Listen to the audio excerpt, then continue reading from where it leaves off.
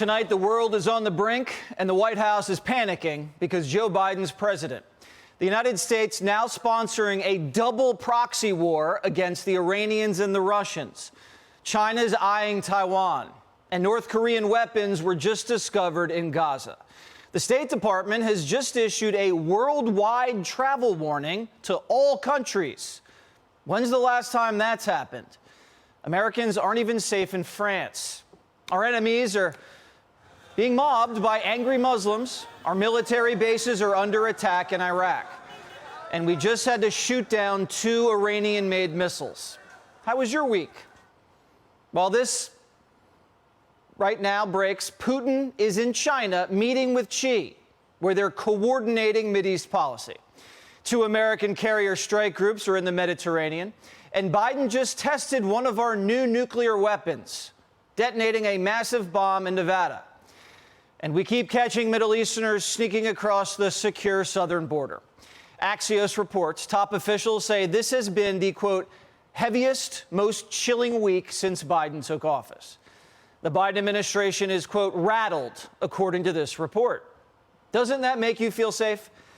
They say this matrix of crises pose an epic concern and historic danger. Washington fears these wars can spread. But have no fear. Last night, Joe Biden announced he's a wartime president. This morning, I returned from Israel.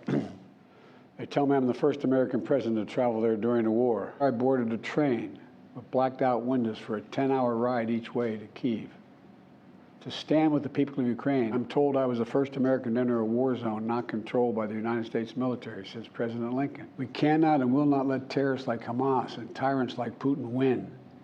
I refuse to let that happen. Biden's a proxy wartime president. Ignore the fact that his policies got us into these proxy wars.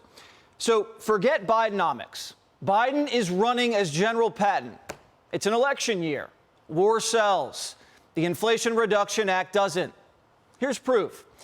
Biden's getting slaughtered by Trump in almost every swing state. Georgia, Arizona, Wisconsin, Pennsylvania, North Carolina. Biden loses in a landslide if the election was today. So Biden's pivoting. He's running on guns and butter.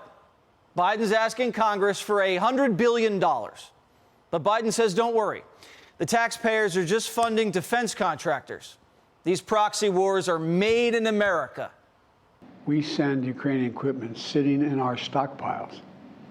And when we use the money allocated by Congress, we use it to replenish our own stores, our own stockpiles with new equipment. Equipment that defends America and is made in America. Patriot missiles for air defense batteries, made in Arizona. Artillery shells manufactured in 12 states across the country, in Pennsylvania, Ohio, Texas, and so much more.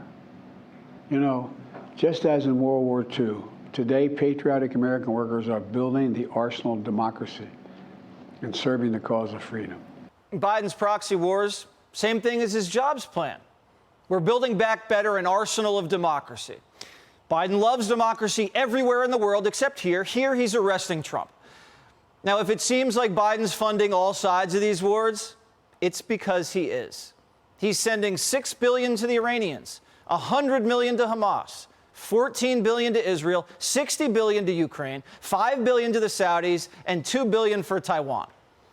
Biden's like a Vegas bookkeeper, because the big guy's getting it on the backside, too. The Chinese, the Russians, the Ukrainians are sending his family millions. And it's not like anyone's tracking the money, because the Pentagon lost $6 billion in Ukraine.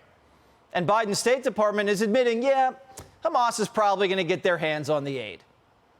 The people with guns inside Gaza are Hamas. And so Hamas may try to divert this assistance and keep it from getting to the civilians who it is intended for. We think that's a legitimate concern. Yeah, see, it's the thought that counts. Biden's policies got us into these proxy wars, and now he wants to run as a war hero. All of these invasions happened on his watch. That doesn't make you a war hero. It just means he can't deter anybody. The world does what it wants while Joe wags his finger and hands out weapons. Now, to be fair, I understand the argument why we have to do it, but we shouldn't be in the position where we have to do it, because the president has turned his back on the American people. Here he was last night accusing Americans of hate crimes. I know many of you in the Muslim American community, the Arab American community, the Palestinian American community, and so many others are outraged and hardied, saying to yourselves, here we go again with Islamophobia and distrust we saw after 9/11. We must, without equivocation, denounce anti-Semitism. We must also, without equivocation, denounce Islamophobia. Joe Biden spent more time last night fighting hate crime than he has in 3 years fighting real crime. Hate crimes are less than 1% of crime.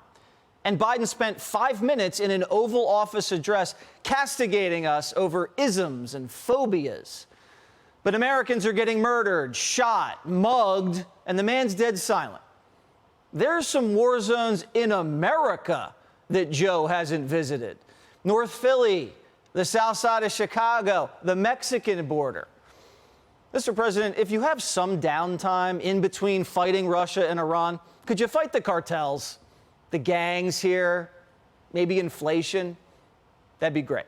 Hey, Sean Hannity here. Hey, click here to subscribe to Fox News YouTube page and catch our hottest interviews and most compelling analysis. You will not get it anywhere else.